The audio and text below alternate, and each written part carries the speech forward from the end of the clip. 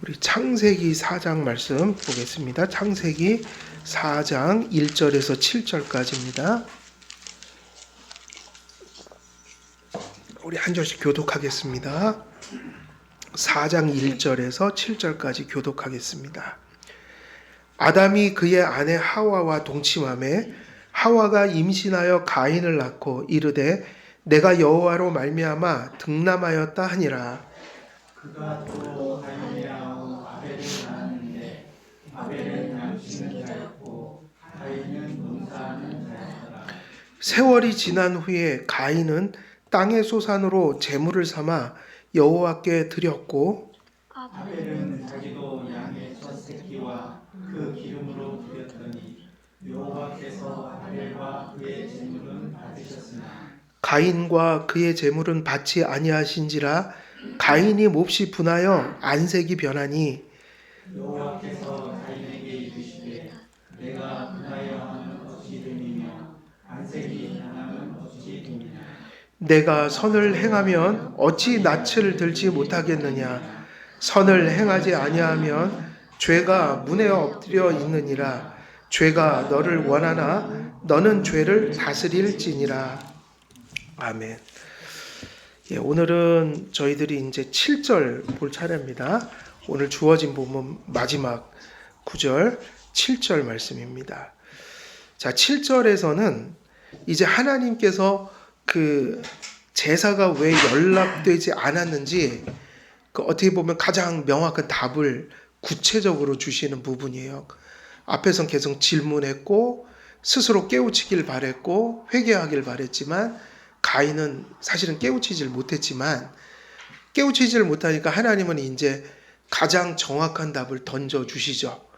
그래서 왜 제사가 연락되지 아니하였는가? 하나님께서는 7절 보면 우리가 여기 구체적인 정확한 내용들은 다 살펴봐야 되지만 뭐 그런 정확한 내용들 세밀하게 보지 않더라도 벌써 7절로 가면 답이 나오잖아요. 무슨 얘기가 나옵니까? 하나님이 무슨 말씀을 하고 계신 거예요? 왜 재물이 연락되지 않았냔 말이죠. 7절의 내용은 결국 뭐에 대한 내용이에요? 죄에 대한 얘기를 하시잖아요. 죄. 내가 선을 행하면 어찌 낯을 들지 못하겠느냐. 선을 행하지 아니하면 죄가 문에 엎드려 있느니라. 죄가 너를 원하나 너는 죄를 다스릴지니라. 지금 7절 안에 죄가 몇 번 등장합니까? 계속 죄가 등장하죠. 그러니까 다 죄 얘기예요. 그리고 죄 얘기가 아닌 돌려 말씀하신 게 뭐냐면 내가 선을 행하지 아니하면. 그러니까 결국 답은 주신 거예요. 죄 때문이었어요. 네. 근데 죄가 없는 사람은 없잖아요. 아담도 하와도 아벨도 사실은 다 죄가 있다고 그랬어요. 그러니까 중요한 건 뭐죠? 그 죄를 하나님 앞에 어떻게 대처할 것인가. 그게 복음이란 말이에요. 그게 믿음이란 말이에요. 근데 그게 없었단 말이에요. 아벨한테. 그러니까 그것이 문제다. 그래서 하나님께서 말씀하신 의도의 요지는 이렇습니다. 제사가 연락되지 않은 것은 그 모든 원인이 자신의 죄악 때문이므로 그의 분노가 부당하다는 것이죠. 그리고 무엇보다 더 큰 가인의 잘못은 제사가 연락되지 않았을 때 무엇이 잘못되었는지 자신을 성찰하지 않을 뿐더러 그것을 알더라도 결코 시정할 의지가 보이지 않았다는 것입니다. 그러니까 우리가 교회 칼빈대로 하면 교회가 교회로 존재하는 근거가 뭐라고 그랬어요? 교회가 교회로 언제나 존재할 수 있는 이유. 그것은 달리 표현하면 우리 성도님들이 교회로서 예배하고 뭐 교제를 하고 봉사를 하고 기도를 하고 힘들면 하나님께 도와달라고 도움을 구하기도 하고 이 모든 것들이 교회로서 가능한 건데 그것이 무엇을 근거로 그렇게 할 수 있느냐는 거죠. 그래서 오늘 가인의 예를 보면 무엇 때문에 안 됐던 거예요? 죄 때문에요. 근데 묻는 거예요. 우리에게 죄가 없냔 말이에요. 죄가 없는 사람이 있냔 말이에요. 그러니까 교회가 교회로서 존속할 수 있는 이유는 우리가 죄인들이기 때문에 하나밖에 없어요. 토대가. 그럼 기독교 강요에서 이미 배웠던 거예요. 사고 날 때. 그것은 죄사함의 은혜였다고요. 교회는 언제나 어떻게 교회로서 존재할 수 있는가? 예수께서 죄사함의 은혜를 베풀어 주시기 때문에 지난주도 예배 드릴 수 있었고, 한길교회는 지금 우리 속에도 여제가 있고 또 성도님들이 이제 생활의 터로 돌아갔을 때 우리 모두 연약한 삶을 살아갑니다. 사실은. 그죠? 다. 그리고 돌아가서는 다 실수도 하고 살아갑니다. 그런데 어떻게 우리는 또 주일이 되면 하나님이 우리를 받아주실 것을 확신하면서 또 거기서 예배 드리고 교제하고, 그러니까 이게 어떻게 가능하냔 말이에요. 성경 보니까 그 두 가지가 진리라고요. 이 두 가지는 다 맞는 얘기예요. 죄 때문에 예배를 드릴 수 없는 거예요. 근데 우리가 어떻게 예배를 드릴 수 있는 거죠? 죄사함에 은혜를 힘입어서, 기독교 강요에 있듯이 교회는 죄사함의 은혜로 존속해 간다. 존속해 간다. 그러니까 이 세상에서 예배를 드릴 수 있는 자와 없는 자가 갈려져요. 둘 다 죄인이기는 마찬가지예요. 그러니까 죄인인 것은 마찬가지인데, 가인도 죄인이고 아벨도 죄인이지만 둘의 차이는 뭐죠? 죄인이라는 것에 있어서는 차이가 있을 수가 없어요. 그런 면에서 교회는 겸손해야 돼요. 모든 성도들은 겸손해야 됩니다. 우리도 누구만큼이나 다 똑같은 죄인들인 거예요. 근데 뭐가 다른 거죠?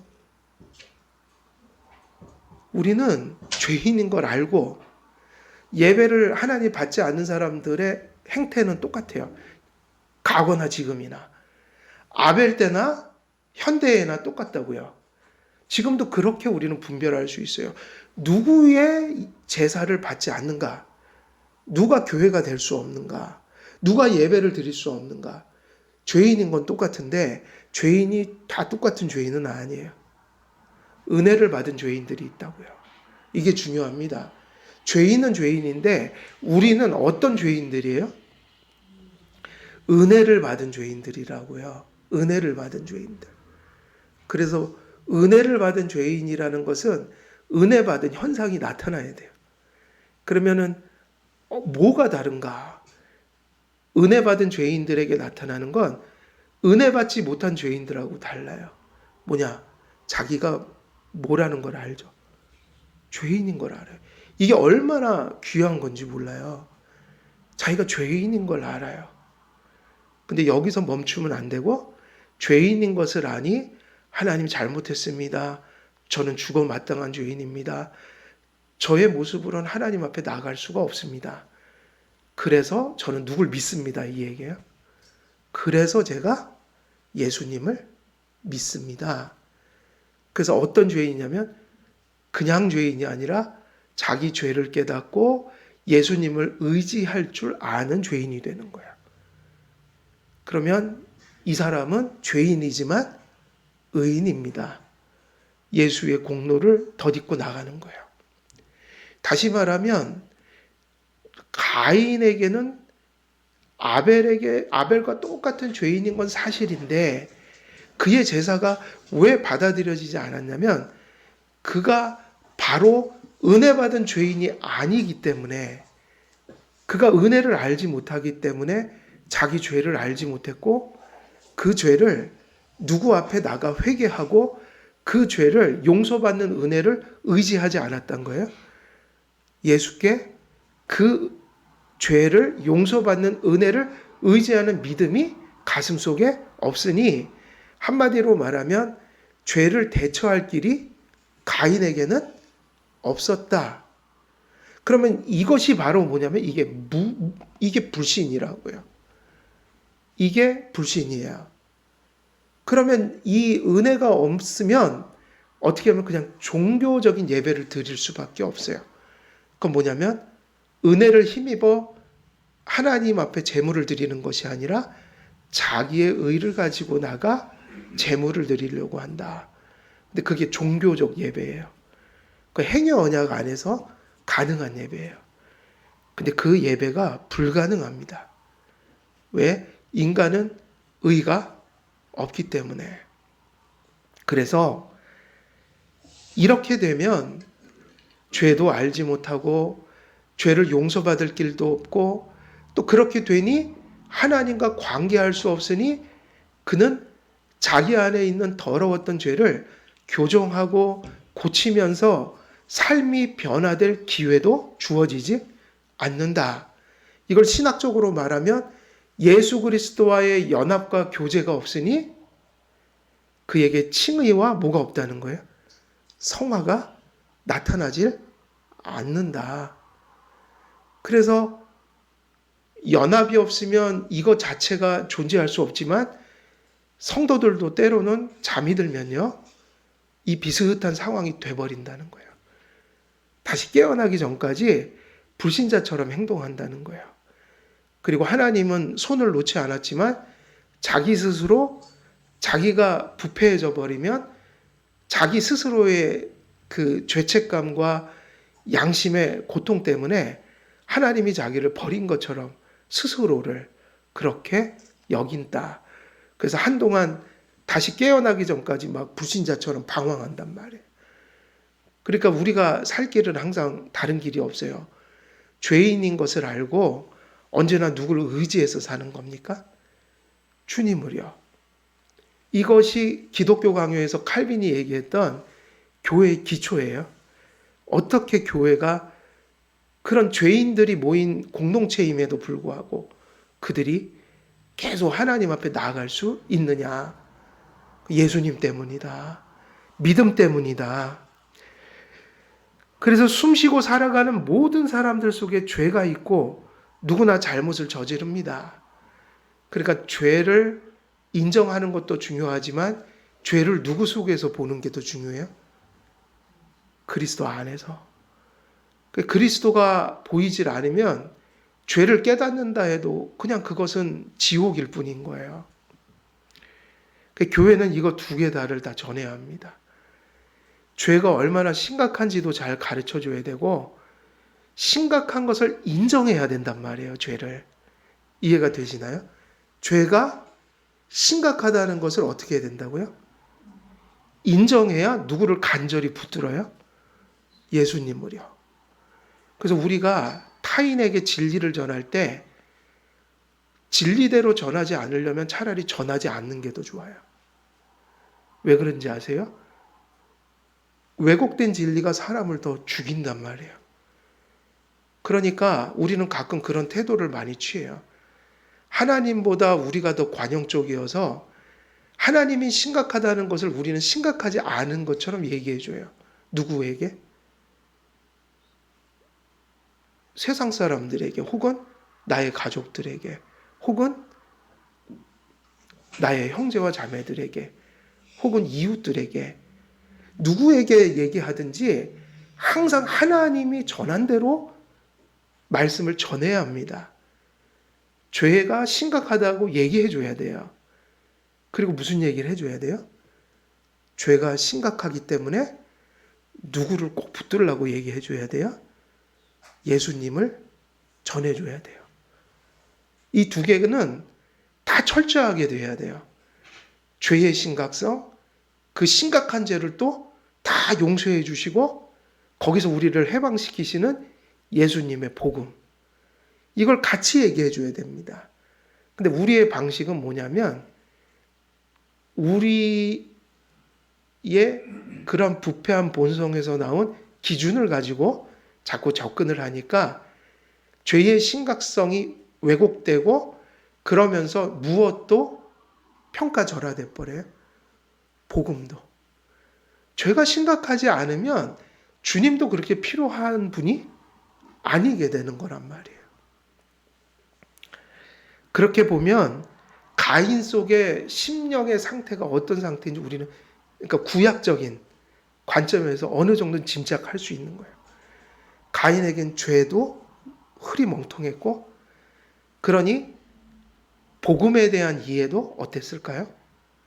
흐릿할 수밖에 없죠. 그러나 어떤 이는 죄를 깨닫고 회개하며 하나님의 용서를 구하고 자신을 시정합니다. 그러나 어떤 이는 깨닫지 못하고 회개하지 않으며 용서받을 필요를 느끼지 못하며 그래서 자신을 시정하지도 않습니다. 성령께서 말씀을 통해 우리 마음 깊은 곳에 역사하시는 이유는 우리로 용서를 누리게 하심이며, 그래서 항상 하나님께서 우리의 가슴 속에 마치 그 메스를 들고 우리 안에 있는 암덩어리를 다 파헤쳐 갖고 그것을 다 도려내고 치료하기 위해서는 환자에게 일종의 살기 위한 고통이 가해지잖아요. 근데 죄를로부터 우리를 구원하시는 하나님의 역사도 이와 다르지 않다는 거예요. 그래서 예수님이 당신을 무엇으로 비유하셨죠? 나는 의사다 그랬잖아요. 의사다. 근데 뭘 고치는 의사세요? 영혼을 고치시는 의사세요. 그래서 성령님께서 말씀을 통해 우리 마음 깊은 곳에 역사하시는 이유는, 그러나 죄를 깨닫고 죄를 드러내는 그 아픔의 과정들이 있지만 결국 그 모든 죄를 드러내시는 성령의 그 역사는 우리를 어디로 인도하기 위한 것일까요? 용서하기 위한 과정인 거예요. 선한 곳으로 우리를 이끄시기 위함입니다. 성령 안에서 말씀은 깨닫게 하며 믿게 하며 언제나 변화되게 만듭니다. 말씀을 듣는 이유는 바로 거기에 있는 것이죠. 하나님께서는 어찌 되었든 간에 가인에게 말씀하십니다. 상반절에는 이 말씀이 나와요. 내가 선을 행하면 어찌 낯을 들지 못하겠느냐. 이 말씀을 하세요. 이 말씀에서 주목할 점은 무엇이냐면 어찌 낯을 들지 못하겠느냐 이 말이에요. 낯을 들지 못한다는 말이 무슨 뜻일까요? 낯을 들지 못한다. 이게 그러니까 이런 말씀들이 아주 어렸을 때부터 이런 말씀을 가끔 이렇게 접할 때 무슨 뜻인지 잘 모르겠더라고요. 어려워요. 그러니까 이제 왜 어려운가 했더니 다 번역을 하면서 약간 그 본연의 의미들이 약간 이렇게 좀 희미해지는 부분들이 있어요. 그래서 이 구절에서 낯을 들다라는 동사는 실제로 여러 가지 의미를 들고 이렇게 담고 있어요. 그래서 낯을 들지 못한다는 번역이 틀린 건 아니에요. 낯을 들지 못한다. 왜냐하면 이 말씀 속에는 무슨 뜻이 담겨 있냐면 상승하다, 높아지다 이런 뜻도 담겨 있거든요. 뭔가 상승하다, 높아지다. 그러면 이제 낯을 들지 못하니까 든다라는 의미로 표현을 했는데 엄밀히 따지면요. 그래서 많은 주석가들을 보게 되면 특별히 칼빈도 이 말씀을 이렇게 이제 이런 의미로 해석을 하기보다는 어떤 뜻으로 해석을 했냐면 상승하다, 높아지다라는 뜻만 있는 게 아니라 뭐가 있냐면 수락하다는 뜻이 있어요. 수락하다. 수락한다는 뜻이 무슨 뜻이죠? 받아들인다는 얘기잖아요. 수용한다. 칼빈은 이 동사를 수락의 의미로 받아들입니다. 그래서 제가 몇 권에 좀 확인을 좀 해보니 또 이렇게 주석가들이 이쪽으로 많이 번역을 해놨더라고요. 그 해석을 수락한다는 의미예요. 특별히 칼빈은 수락한다고 했어요. 이렇게 되면 이 동사가 가리키는 바는 어떻게 되냐면 더 명확해져요. 더 이렇게 읽기가 편해져요. 이해가. 네가 선을 행하면 어찌 뭐하지 못하겠느냐 이런 얘기인 거예요. 수락하지 않겠느냐. 그러면 이제 더 문맥상 맞죠? 어떤 의미냐면 네가 선을 행한다면 어찌 그 재물이 뭐 되지 않았겠어 이 얘기예요. 수락되지 않았겠어. 근데 낯을 들지 못했겠느냐 이 얘기하면 또 그것도 틀린 말은 아니겠죠. 죄를 지니까 뭐를 못 들어요? 예. 근데 더 정확한 의미는 그예요. 우리가 죄를 깨닫지 못하는 것도 문제지만 죄를 깨달을 때 얼른 주님을 의지해서 믿음을 가져서 내 죄가 용서된 것을 붙들어야 되잖아요. 그게 믿음이잖아요. 왜냐하면 예수님이 십자가에 달려 돌아가신 게 왜 죽으신 거예요? 바로 우리 그 죄를 용서해 주시려고 죽으셨으니까 죄를 심각하게 깨닫는 일이 중요하고, 깨달았으면 빨리 회개하고, 그러면서 누구의 은덕으로 내가 용서받았다는 걸 빨리 받아들여야 되는 거예요. 예수님의 은덕으로. 그러면 이게 없을 때 일어나는 일이 뭐인 거예요? 이게 없을 때 죄가 해결이 안 되니까 인간은 그래도 양심이 있는지라 누구를 향해서 낯을 못 들고 다니는 거예요? 하나님께. 그럼 예배 드릴 때도 마음이 복음이 없으면 괜히 짓눌리고, 예배는 자유해야 되는데, 감사여야 되는데, 복음을 믿지 않으면 예배 자체가 종교 행위일 뿐인 거잖아요. 그저 죄를 자꾸 드러내기만 하고 상처만 막 이렇게 막 상처만 아프게 하고 아무것도 치료해 주진 않는. 그러면 그래서 이 하나님께 우리가 사실은 예배, 봉사, 헌신, 교제 이 모든 것들이요 짐이라고 생각하면 안 되고, 우리 하이델베르그 신앙고백서에는 이 모든 것들이 뭐라고 그랬죠? 우리가 예배드리고 또 무슨 하나님 앞에 봉사를 하고 헌신하고 이 모든 것들이 짐이 아니라 뭐여야 되는 거예요? 감사여야 되는 거예요. 죄를 깨닫고 예수님을 분명히 모신 자들은 그 하나님이 주시는 구원의 해방, 구원의 감격, 그 은혜에 대한 인식이 있다면 우리 안에서 일어나는 모든 응답들은 감사의 동기에서 나와야 되는 거지, 그게 짐이면 안 된다.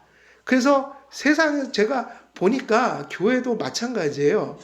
어떤 분들은 이 교회에서 동일하게 하는 모든 우리가 하는 것들이 은혜가 나타나는 것이고 은혜에 대한 응답이고 감사인 거 아니겠어요? 그러니까 감사죠. 그것을 해석하면, 인터플리테이션 하면 우리가 예배 드리는 행위, 그게 뭐죠? 뭐로 해석이 되는 거예요? 감사. 우리가 무슨 봉사를 한다. 그게 어떻게 인터프리테이션이 되는 거예요? 감사. 우리가 주님을 위해서 많은 걸 잃기도 하고 희생을 하기도 하고 주님을 위해서 많은 것들을 지고 갈 때 그게 모든 게 해석은 하이델베르그 신앙고백서대로 하면 감사여야 하는 거예요. 타인이 봐도 저분은 뭐 이렇게 감사가 넘치나, 저 감사가 예배로 나타나고 뭐로 나타난다. 근데 어떤 분들에게는 이것이 무엇으로 다 해석이 될 수 있는 거예요? 이것이 무엇이 될 수 있는 거예요? 그러니까 우리가 일반적인 얘기를 하는 거예요. 일반적인 얘기를. 그게 짐인 거예요. 그러니까 항상 must, 뭐 이렇게 해야만 해? 이것도 해야만 해? 이것도 해야만 해? 뭐를 하고 말고 해야만 하고, 그러니까 일종의 그것이 자꾸 짐이 되는 거예요. 그리고 이거를 해서 무엇을 내가 쌓는 것이고 이런 것일 수가 없어요. 그것은 감사여야 해요. 그러니까 우리가 전에도 그 얘기를 했잖아요. 예배를 우리가 드려드리는 게 아니라고요. 교회를 와주는 겁니까, 우리가? 그래갖고 우리가 교회를 출석하면 그래도 내가 교회 와드렸어요. 제가 와드린 거예요. 하나님. 이렇게 나오면 이게 뭐라고 그랬죠? 그게 딜이라고요. 하나님 앞에 공로화하는 거예요. 아니죠. 예배를 드릴 수 있다는 게 감사한 거죠.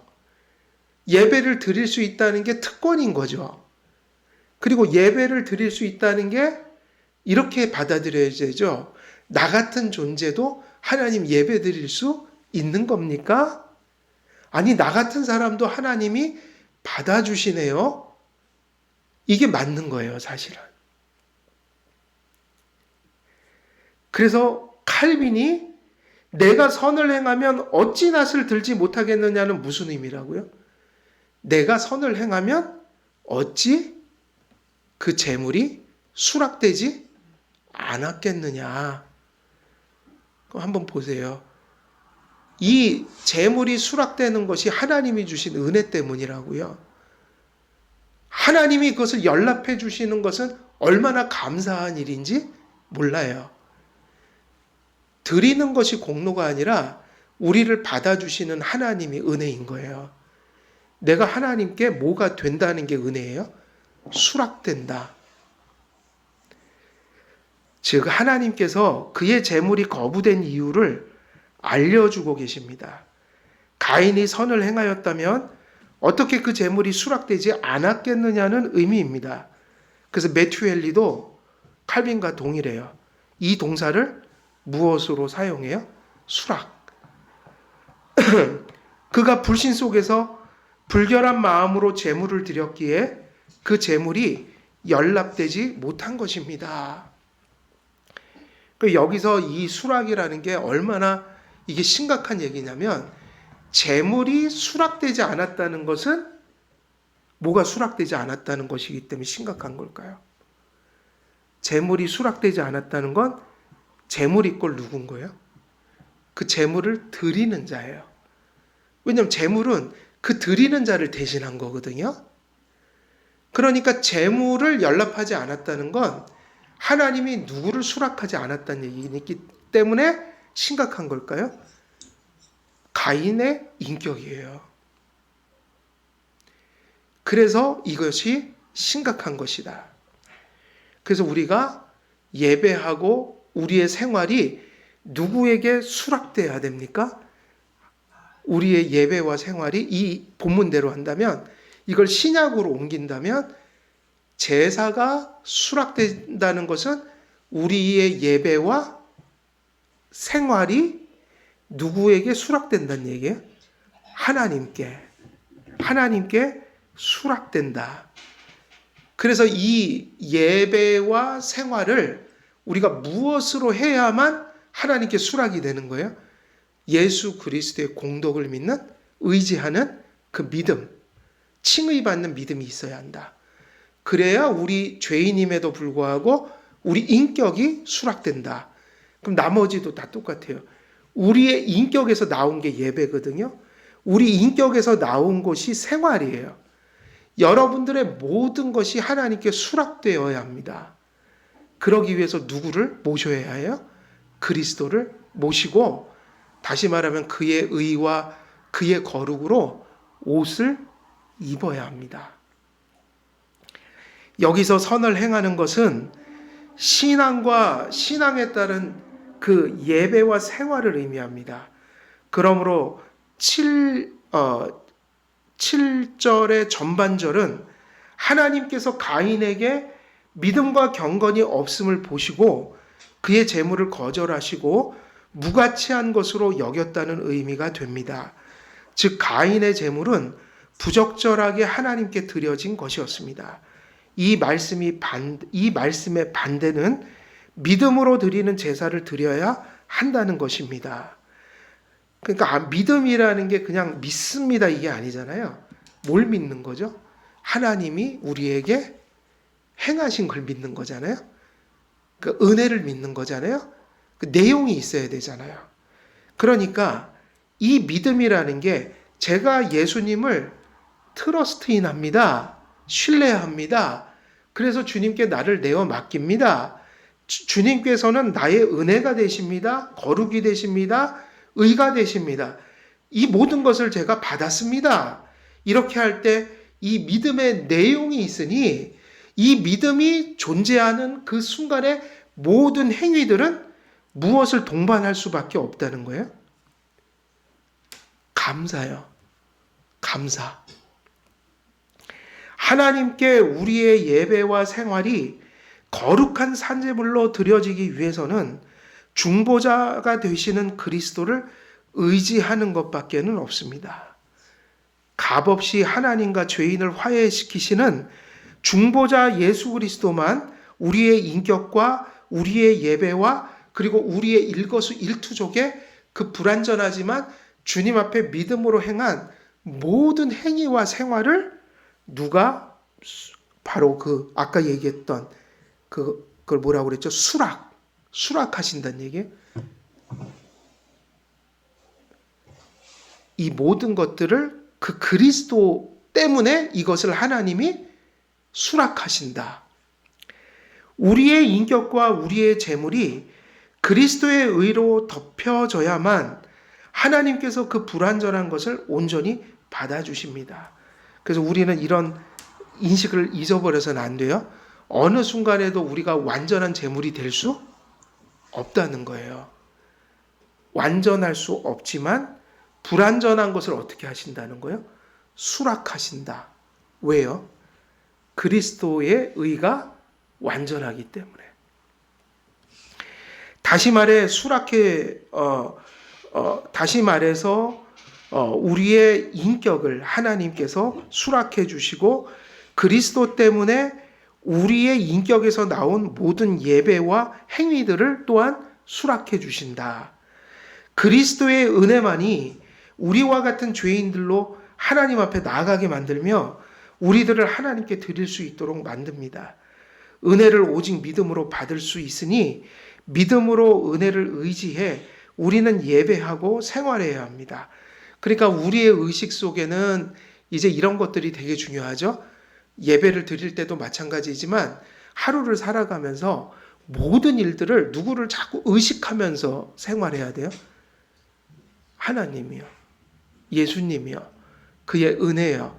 그러면서 우리가 조금 구체적으로 얘기한다면 불완전하지만 하나님이 예수님이 나를 위해서 피 흘려 주셨으니까 그 피로 나를 덮고 계시니까 비록 불완전하지만 이걸 하나님이 받아주실 거야. 그러면서 신나게요. 받아주시니까요. 우리가 가끔은 이런 거를 받아줄까? 그럴 때 있잖아요. 너무 보잘것없어서. 이거 받아주실까? 이게 상대방을 기쁘게 할 수 있을까? 뭐 이렇게 고민할 때가 있잖아요. 자식들한테도 뭘 주면 이걸 아이들이 기뻐할까? 뭐 이런 걸 사주면 좋아할까? 그런데 하나님이 이미 어떻게 하시겠다고 약속을 하셨어요? 어떻게 하신다고 약속을 하셨어요? 너희가 예배드리고 생활할 때 그게 불완전한 것도 맞다. 죄인의 손으로 드리는 거 맞다. 근데 예수의 피가 너를 덮을 거야.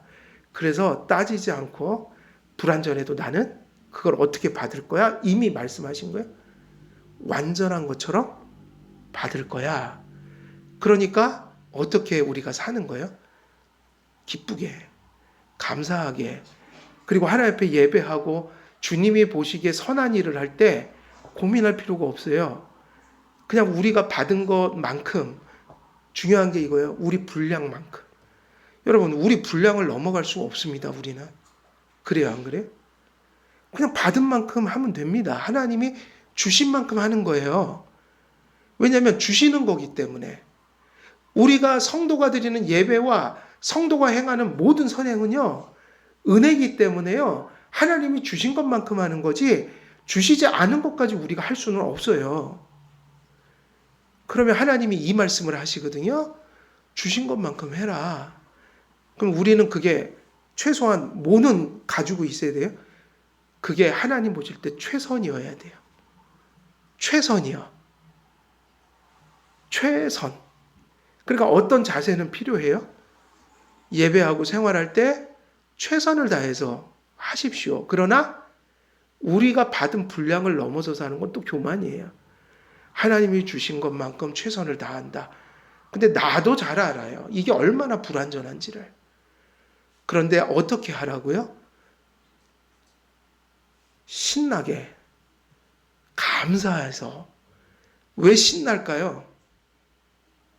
이미 약속을 하셨으니까요. 받아주겠다. 너희들이 아무리 보잘것없어도 주님의 피가 그걸 덮을 거다. 아버지는 기쁘게 받으실 거야. 그러니까 신나게 사는 겁니다. 그래서 절대로 뭐 하지 말아야 돼요, 우리가? 기준이 뭐죠? 수락되는 기준이 누구예요? 예수님이잖아요. 비교하지 말라고요. 누구하고요? 누구하고 비교하면 안 돼요? 남하고요. 남이 하니까 나도 해야 되고 이게 아니고 그냥 내가 받은 만큼 하란 말이에요. 이해가 되십니까? 내가 남보다 못했다고 해서 열등감도 갖지 마시고요. 또 내가 다른 사람보다 더 한다고 해서 모두 하면 가지면 안 돼요. 자만심이요. 우리끼리 조금 더 나은 것과 부족한 것이 있는 거지 하나님 눈에는 다 도토리 키재기입니다. 다 죄인의 모습으로 하는 거예요. 그래서 하나님이 외모를 보시지 않고 뭘 보신다 그랬어요? 중심을 보신다. 믿음 보시고 그거 진정성을 보시고 최선을 보신다. 그리고 하나님이 받아주신다. 받아주실 때는 뭐로 받아주셔요? 최고로 받아주신다. 최고로. 우리가 드린 게 최고라 이거야. 야, 네가 나한테 최고를 줬구나. 뭐가 덮었기 때문이에요? 그리스도의 보혈이 우리를 덮었다. 그래서 타인들 판단도 하지 마시고 또 다른 사람들 앞에서 나를 높이지도 마시고 다 각자가 받은 모습으로 진정성을 가지고 행할 때 저 모든 것들이 하나님을 기쁘게 해드리는 것이구나 이렇게 생각하는 게 맞아요. 그래서 각자가 진 짐이 또 다 달라요. 어떤 분들은 더 많이 하나님 앞에 드려야 돼요. 많이 드린다는 건 뭐냐면 많이 받아서 많이 드리는 거예요. 또 어떤 연약한 자들은 많이 받질 못했어요. 그래서 보니까 다 똑같은 기준이 아닌 것 같아요. 근데 그 모습 속에도 최선이 있고 진정성이라는 게 있는 거예요. 중요한 건 의식 속에 끊임없이 뭐를 생각해야 돼요? 예수님을 생각해야 됩니다. 우리를 온전케 하시는 이인 예수를 어떻게 하라? 바라보라. 그래갖고 큰 일을 하든 작은 일을 하든 교회에서 또 이렇게 생활할 때 밖에 나가서 생활할 때 순간순간을 어떻게 살아야 돼요? 주님을 생각하면서 이게 주님 앞에서 사는 생활이지 이게 주님 앞에 드리는 예배지 하면서 주님이 나의 부족함을 덮어 받아주실 거야 하면서 계속 그거 자체를 하나님과의 관계성 속에서 계속 생각하면서 사는 거예요. 하루 종일. 그게 그렇게 사는 것이 믿음의 삶이다. 그래서 7절의 하반절은 가인의 죄악된 상태를 더욱 구체적이고 무거운 방식으로 드러냅니다.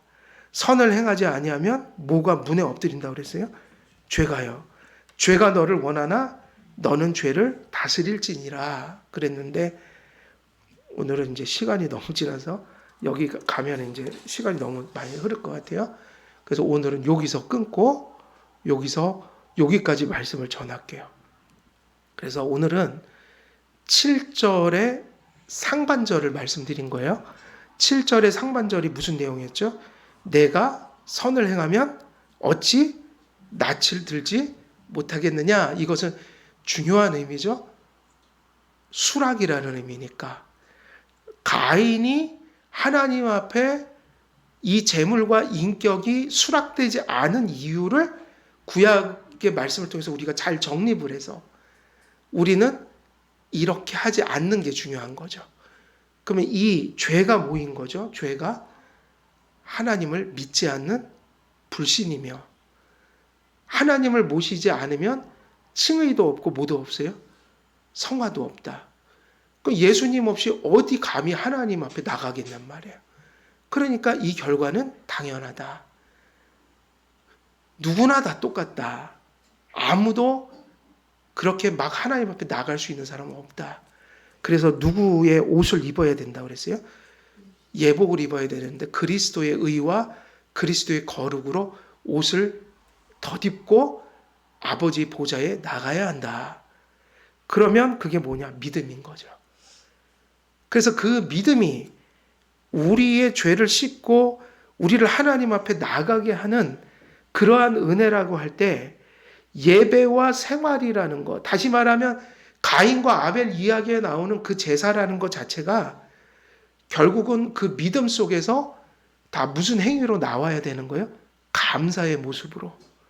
그리고 뒤돌려 얘기하면 그것이 그렇게 하나님이 주신 것으로 또 하나님이 그 불완전한 것을 예수의 피로 덮어 받아주시니 그 약속이 있으니 우리가 그 믿음이 있다면 각자 받은 분량을 따라 최선을 다하고 진정성 있게 살아갈 때 우리가 어떤 마음으로 예배드리고 생활해야 된다고 그랬나요?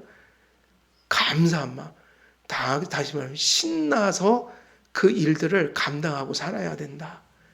왜냐? 그러면 오늘 이게 포커스예요. 수락되기 때문이에요.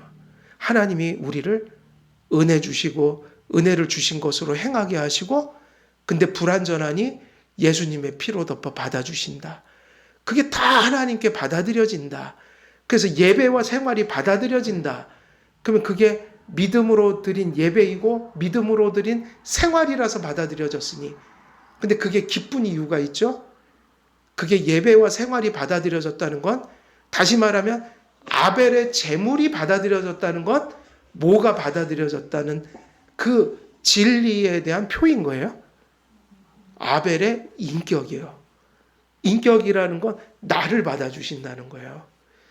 여러분들이 뭐를 주나 이게 아니라 그거를 받는 게 아니라 하나님이 그걸 통해서 누굴 받아들이냐면 여러분들을 당신의 품 안에 받아들여 주신다는 얘기예요. 그러니까 되게 감사한 거죠. 내 인격을 수락해 주신다. 그래서 그게 막 무거운 짐이 아니라는 거예요. 감사인 거지. 오늘 여기까지 말씀을 전하도록 하겠습니다. 제가 오늘 기도하고 또 같이 기도하겠습니다. 은혜로우신 아버지 하나님, 오늘도 7절의 말씀 통해서 우리들이 가인이 왜 제사를 드렸지만 그것이 하나님 앞에 수락되지 않았는지 다시 한번 말씀 속에서 그것을 나누었습니다. 우리를 용서하시며 또 우리를 하나님의 거룩한 산재물로 변화시켜 주시는 그 하나님, 또 우리에게 은혜를 베풀어 주님을 쫓아가게 하셨지만 또 불완전히 있음에도 불구하고 예수님의 피로 덮어 우리의 모든 예배와 생활을 받으실 뿐만 아니라 우리의 인격을 또 수락하시는 하나님인 것을 또 다시 한번 본문 속에서 발견하게 됩니다. 우리가 살아가는 모든 생활 속에서 우리가 드리는 예배 속에서 언제나 예수님을 붙들고 또 바라봄으로 우리가 주님의 품에 늘 그렇게 수락되고 또 품어지는 역사 나타나게 하여 주옵소서. 이 모든 일들을 감사하오며 우리 주 예수 그리스도의 이름으로 기도드리옵나이다. 아멘.